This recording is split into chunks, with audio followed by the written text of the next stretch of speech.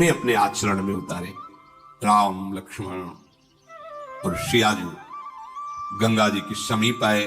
चतुर केवट नाव 10-20 कदम गंगा जी के बीच में। प्रभु ने कहा ऐसा क्या है भाई, यह तो उस पार नाव होती है, इस पार नाव होती, बीच में लगा, नाव लाओ ना किनारे। नहीं प्रभु मैं नहीं आऊंगा। भाई क्यों? प्रभु हमने आपका रहस्य जान लिया है। तो तूने क्या रहस्य जान लिया मेरा? प्रभु तुम्हारे सांवले चरणों में बड़ा जादू है। ऋषि मुनियों से सुना है, अपने निषाद राज से भी सुना है, और नगर के लोग भी कह रहे थे। तो आपके चरणों में, चरण रज में बड़ा जादू है। नहीं क्या जादू है? सुना है गौतम ऋषि की पत्नी जो शिला रूप में थी, आपका चरण स्पर्श हुआ, सुंदर नारी बन गई। प्रभु शिला नारी बन गई तो काठ को नारी बनने में कितना देर लगेगा? वो वैसे ही लड़का बच्चा से घर में हम उसके पालन पोषण में परेशान है, और अगर नाव जिससे पालन पोषण करते वो भी नारी बन गई तो समस्या और बढ़ जाएगी। ना ना, हम तो नाव नजदीक लाने वाले नहीं, तरनी मुनि घरनी हो जाई, बाट परे मोरी नाव उड़ाई, यही प्रतिपालो सब परिवार, नहीं जानो कछु और कबारू। मेरे और कोई धंधा नहीं, कोई व्यापार नहीं, ये गंगा पार करता रहता हूं, जो कुछ मिल जाता है परिवार चलाता हूं। ये नाव भी स्त्री बन गई तो खर्चा डबल बढ़ जाएगा, व्यापार बंद हो जाएगा, ये नहीं हो सकता। प्रभु ने कहा कि तो तुम कैसे राजी होगे? पार तो तुम्हें करना ही होगा, क्योंकि दूसरी नाव यहां दिखाई नहीं दे रही। एक बात है प्रभु, अगर आप पारे वास्तविक जाना चाहते हो, देख लो जो भव समुद्र से पार करने वाले हैं उनसे केवट, अगर पार ही जाना चाहते हो तो एक बार हमें चरणों को धोने का अवसर दीजिए। मैं धो के देख लूंगा कि कहीं इसमें वो जादू काम तो नहीं कर रहा। मैं जल लाऊं कठौते में, चरण दूंगा, अगर कठौता स्त्री बन गया तो कोई घाटा नहीं होगा, क्योंकि नाव हमारी सुरक्षित रहेगी, आने जाने से वो मिलता रहेगा और परिवार चलता है। अगर कठौता स्त्री नहीं बना और हमने चरण धो लिया, फिर नाव में बैठा लेंगे कि वो केवल शिला ही नारी बन सकती, कठोर एक काठ जो है नारी नहीं। भगवान बहुत मुस्कुराए हैं कि यार बड़ा विनोदी है ये केवट। जो प्रभु पार अवश्य गा चाहो, मोहि पद पदुम पखारन का। लक्ष्मण जी ने रोष दृष्टि, संभाल के बात कर, मानो नेत्रों ही नेत्रों में डांट रहे हो, संभाल के बात कर। इशारा की लक्ष्मण जी तरफ, अब डरने वाले नहीं है हम, ठीक है मार दो चलेगा। मैं कसम खा के कहता हूं महाराज, जब तक चरण नहीं धुलवाओगे पार नहीं करूंगा। और ये लखनलाल जी मारना चाहते हो ना, मारो मारो, मेरा सौभाग्य है। इसमें क्या सौभाग्य है? जब मारेंगे तुम्हें तो सौभाग्य क्या होगा पता है तुम्हें? कहां मर रहा हूं? गंगा जी में, सीधे गंगा जी में। मार कौन रहा है? राम जी का भाई लखन। अपराध क्या है? केवल चरण पखारना चाहता है। साक्षी कौन है? स्वयं राम जी। मारो मारो, हमें कोई परवाह। केवट की बात सुनकर लक्ष्मण जी भी शांत हो गए कि बड़ा विवेकवान है, मुझे कोई इसमें पर, मेरा तो अहोभाग्य आज होगा ही होगा, या तो मारो तो अहोभाग्य, नहीं तो चरण पखारेंगे अहोभाग्य। अब मुझे कोई मेरे भाग्य से विचलित नहीं कर सकता है। प्रभु ने कहा भाई तुम्हारी नाव ना स्त्री बने और मुझे पार जाना ही है, तुम उपाय कर लो। कृपा समुद्र भगवान श्री राम मुस्कुरा कर बोले भैया तू वही उपाय कर जिससे तेरी नाव बच जाए। तुझे चरण ही पखारना है, जल्दी कर, चरण धो और मुझे पार उतार दे। देखो प्रभु का कृपा प्रसाद प्राप्त करके तुरंत भवसागर से पार हो जाते हैं जन। आज प्रभु निहोरा कर रहे केवट से, मुझे पार कर। जा सुनाम सुमिरत एक बारा, उतरहि नर भव सिंधु अपारा। सोई कृपालु केवट ही निहोरा, जेहि जगु कीयति हूँ पगहु तिथोरा। जिनका नाम स्मरण करने से अपार भव समुद्र संसार से जीव तर जाता है, जिन्होंने 3 पग पृथ्वी मांगी और 2 में ही नाप ली, वो केवट से निहोरा कर रहे हैं गंगा पार करने के लिए। परम कृपालु प्रभु जी के वचन सुनकर गंगा जी भी अंदर ही अंदर बड़ी आनंदित हो रही कि मैं जिनकी चरण धोवन हूं, प्रभु निहोरा कर रहे मेरे से पार जाने के लिए। ओहो, साक्षात महा सामर्थ्यशाली होते हुए केवट से प्रार्थना कर रहे हैं। गंगा जी प्रभु की नख कांति को देखकर अपने प्रगट स्थान, यहीं से प्रकट हुई, बहुत प्रफुल्लित हो रही है। आज मैं धन्य हो गई गंगा जी के। प्रभु ने कहा शीघ्र करो ना, रुको महाराज, पहले से व्यवस्था की थी। कठौता लाया, कठौती ले कि अगर बनेगा भी ना तो कठौता लड़का बनेगा, नाव खेने के काम में आए। प्रभु की आज्ञा होते ही कठौते में सुंदर जल भर कर लाया और प्रभु ने चरण पधराए। अब बहुत आराम से प्रभु के कोमल चरणारविंदों को धो रहा है। कैसी प्रेममयी दशा केवट, उसे देखकर बड़े बड़े ऋषि मुनि देवता पुष्पों की वर्षा कर रहे। धन्य भाग जो मुनियों के ध्यान में आने वाले चरणारविंदा, साक्षात केवट उन्हें धो रहा है, चरण कमल धोता जा रहा है। हृदय आनंद से लबालब भरा है, रोमांच हो रहा है। प्रभु ने कहा शीघ्र करो, उसको तो सुध ही भूल जाती, चरण पकड़ करके फिर धोती। प्रभु ने कहा जल्दी करो, मुझे पार जाना है। अपने वस्त्र से भी प्रभु के चरण पोंछे, अहो भाग। फिर जो चरणोदक है पान किया। चरणोदक प्रभु का पान करते ही जितने उसके पितर थे सब भगवत प्राप्त हो गए। पितर लोक में जितने पितर थे सब भगवत प्राप्त हो गए। जो उसका पूरा परिवार था उसका भगवत प्राप्ति निश्चित, जैसे पास बन गया हो।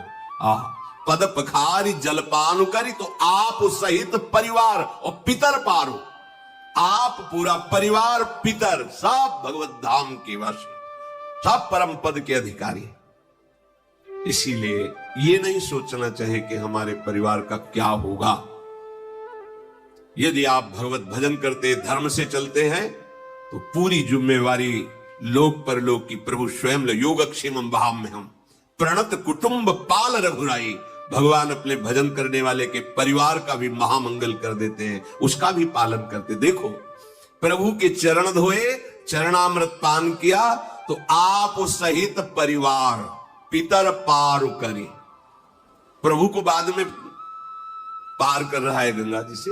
पहले प्रभु ने उसका उद्धार, उसके परिवार का, परम पद का, और पितरों का जो वो सब भगवत प्राप्त, परम पद प्राप्त। प्रभु को गंगा पार के बार बार मुख माधुरी देखते हुए नौका चला रहा है।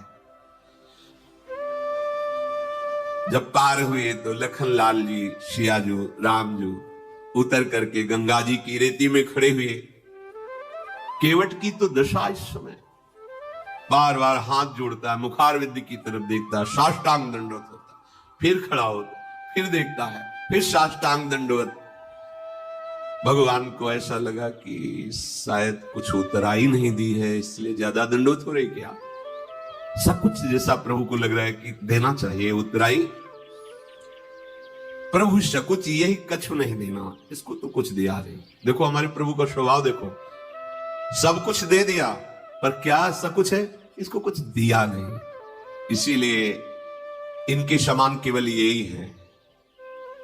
उसको परम पद, उसके परिवार को परम पद, उसके पितरों को परम पद, देवता ऋषि मुनि केवट की प्रशंसा करके पुष्प बरसा रहे, जगत बंदनी बना दिया। और प्रभु को सकुच क्या है? प्रभु इस सकुच यही नहीं कछु, इसको तो अभी कुछ दिया नहीं है। तो पिए ही की सिय जाननिहारी, मणि मुदरी मन मुदित उतारी, कहे वो कृपालु ले ही उतराई, केवट चरण गहे अकुलाई। नाथ काह न पावा, मिटे दोष दुख दारिद दावा। बहुत काल में कीन मंजूरी, आजू दीन विधि बनी भली पूरी। अब कछु नाथ न चाहिए मोरे, दीन दयाल अनुग्रह तोरे। प्रभु के हृदय की बात जानने वाली सियाजू ने अपनी अंगूठी उतारी जो मणि जटित थी, कहा प्रभु दे दीजिए।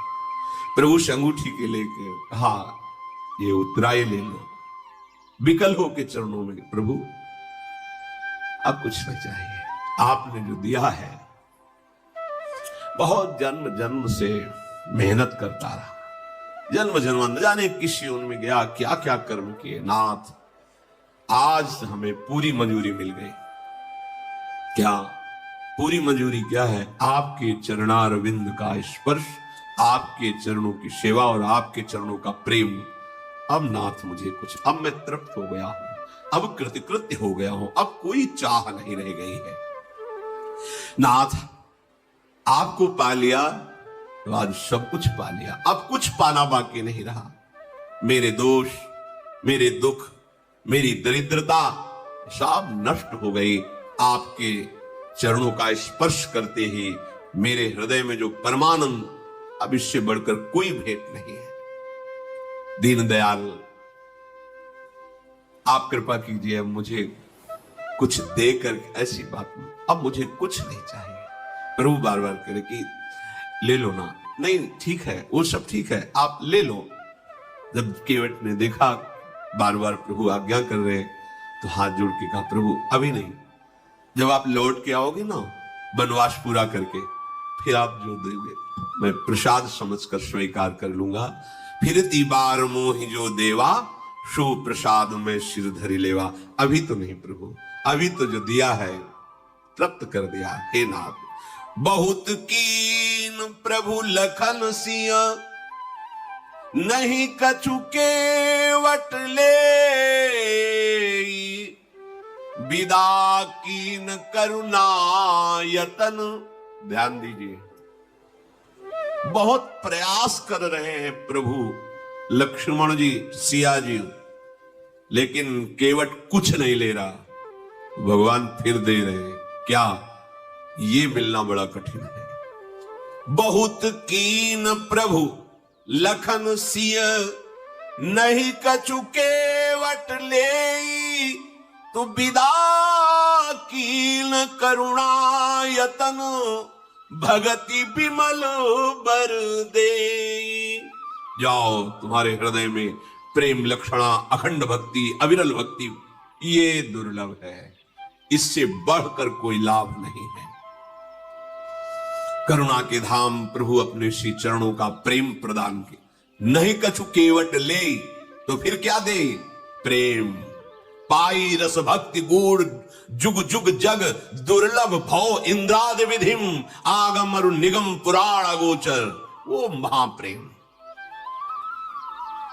फिर रघुनाथ जी ने महादेव जी को शरणवा करके गंगा जी से नमन करके आज्ञा ली। सीता जी ने भी गंगा जी को प्रणाम किया और कहा आपके आशीर्वाद से 14 वर्ष पूरे होकर जब वापस होंगी तो आपको पुनः प्रणाम करेंगी, आपकी आराधना करेंगी। पति देवर संग कुशल बहोरी, आय करो जिह पूजा तोरी। आप ऐसी कृपा कीजिए। तो गंगा जी की धारा से वाणी प्रकट हुई। जब सियाजू ने गंगा जी से ऐसी प्रार्थना की तो गंगा की धारा से गंगा जी बोली, वाणी प्रकट हुई, हे श्री राम की प्रिया जानकी, तुम्हारा प्रभाव कौन है जो जानता ना हो। आपके एक इशारे को बड़े बड़े लोकपाल ताकते रहते हैं, समस्त सिद्धियां हाथ जोड़े आपकी सेवा के लिए खड़ी रहती है। फिर आपने मेरी विनय की, ये तो आप मुझ पर कृपा कर रही हैं, मुझे बड़ाई दे रही हैं। पर हे देवी, मैं आज अपनी वाणी को सफल करने के लिए आपको आशीर्वाद देती हूं। प्राणनाथ भगवान श्री राम, देवर श्री लखनलाल और आप सकुशल अयोध्यापुरी लौटेंगी। तुम्हारी संपूर्ण मनोकामनाएं पूर्ण होंगी और तुम्हारा सुंदर यश जगत भर में छा जाएगा। मंगल के मूल गंगा जी के वचन सुन करके, गंगा जी को अनुकूल देखकर सीता जी बहुत आनंदित हुई। प्रभु श्री रघुनाथ जी ने निषाद राज गुह से कहा, भैया आपकी सेवा बहुत हुई, पिताजी ने हमें जो वनवास का आदेश किया है, आप साथ मत चलिए, आप वापस जाइए। निषाद राज गुह का तो मुख सूख गया, हृदय में भारी जलन हुई, चरणों में गिर पड़ा और कहा, प्रभु मेरी विनय सुनिए, कुछ दिन आपके साथ रह लूं। आपको पता नहीं है कौन मार्ग कहां कैसे, मुझे पता है। मैं आपको मार्ग दिखाऊंगा, जहां आप रुकेंगे सुंदर पर्णकुटी की रचना करूंगा। और प्रभु कंदमूल फलों की मुझे पहचान है, मैं लाके आपकी सेवा में। प्रभु मैं अभी तो नहीं जा सकता, अगर अभी आप कहेंगे तो जीवित रहना असंभव है। प्रभु ने निषाद राज गुह की ओर देखा कि प्रेम विकल है।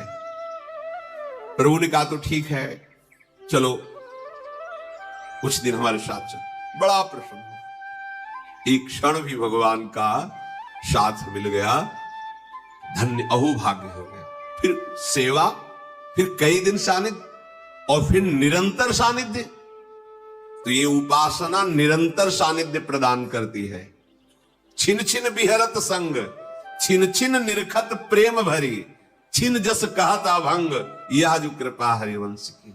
प्रियालाल प्रतिपल साथ रहते हैं, कभी बिछुड़ना नहीं, आनंद ही आनंद। ये सब बिछुड़ने वाला देश है, शरीर बिछुड़ेगा।